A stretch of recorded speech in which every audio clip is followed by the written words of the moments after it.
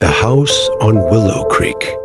The old Victorian house on Willow Creek Road had always been a source of local lore. Whispered tales of strange occurrences and a haunting presence. But for young Sarah, it was simply a curiosity. A place she'd admired from afar. That was until her parents decided to move in. The house was grand, with ornate details and a sprawling garden. But as Sarah explored its depths, she began to feel a sense of unease. The creaking floorboards, the cold drafts that seemed to come from nowhere, the eerie whispers she thought she heard at night all contributed to a growing sense of dread.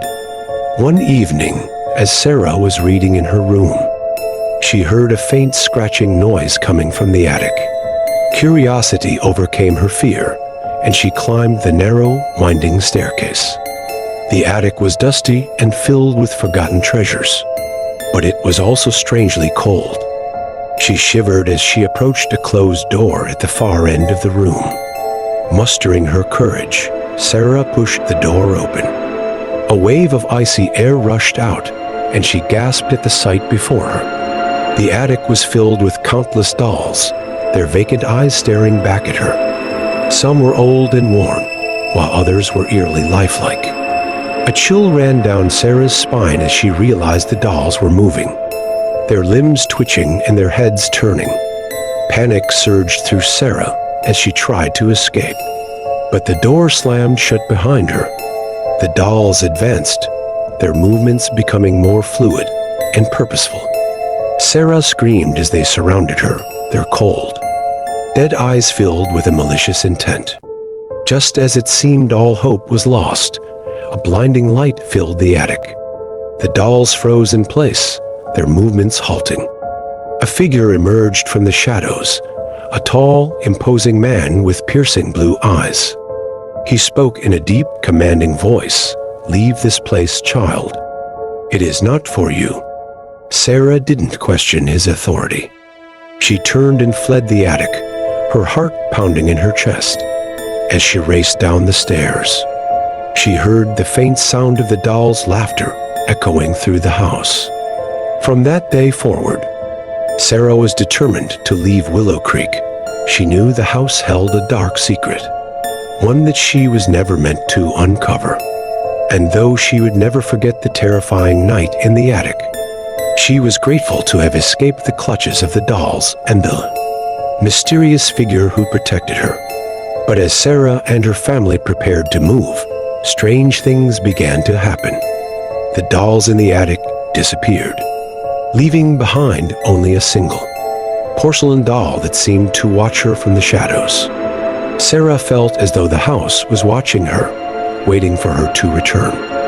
One night, as Sarah was packing her belongings, she heard a faint whisper coming from the attic. She hesitated, her heart pounding in her chest. Gathering her courage, she climbed the stairs once more. The attic was empty, except for the porcelain doll, which seemed to be smiling at her. As Sarah reached out to pick up the doll, a cold draft swept through the room. She turned, and to her horror, the door to the attic was closing. The doll's eyes seemed to glow with an eerie light as it began to move towards her. Sarah screamed as the doll's outstretched hand touched her, and she was plunged into darkness. When Sarah awoke, she found herself lying on the floor of the attic, the porcelain doll lying broken beside her. Outside, the sun was rising, casting long shadows across the room. Sarah knew she had escaped the house's clutches, but she also knew that the darkness lurking within its walls would never truly be gone. The morning after her encounter with the porcelain doll, Sarah awoke with a start, her heart pounding in her chest. She looked around, disoriented, and then remembered the terrifying events of the previous night. The attic was bathed in the soft glow of sunlight, and the broken fragments of the doll lay scattered on the floor. Sarah felt a strange sense of relief, as if a heavy weight had been lifted from her shoulders. She had survived the night, and the evil that had once haunted the house was finally gone. But as she descended the stairs, a feeling of unease crept into her heart. She glanced back at the attic window, and for a moment, she thought she saw a shadow move across the glass. A cold shiver ran down her spine as she hurried out of the house. As Sarah and her family prepared to move, strange occurrences continued to plague them. Objects would disappear and reappear in unexpected places. Doors would slam shut, even when no one was nearby. And Sarah would often hear faint whispers and footsteps echoing through the house. One evening, as Sarah was packing her belongings in the attic, she felt a cold draft brush against her neck. She turned, and to her horror, the broken pieces of the porcelain doll were slowly reassembling themselves. A sense of dread washed over her as she watched the doll take shape before her eyes. The doll's eyes, now filled with a malevolent glow, seemed to bore into Sarah's soul. She tried to scream, but no sound would come out.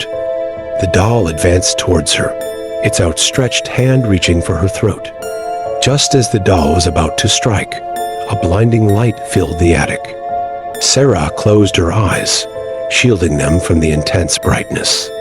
When she opened them again, the doll was gone, its fragments scattered across the floor. A figure emerged from the shadows, the same imposing man she had seen the night of the doll's attack. He smiled at her, his eyes filled with a knowing sadness. "It is over, child," he said. "The darkness has been vanquished." Sarah nodded, her heart filled with a mixture of relief and sorrow. She knew that the house would always hold a special place in her heart, a place of both terror and triumph.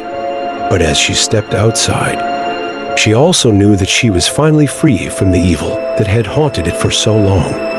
As Sarah and her family drove away from Willow Creek, she glanced back at the old Victorian house. It stood tall and proud, its secrets buried deep within its walls.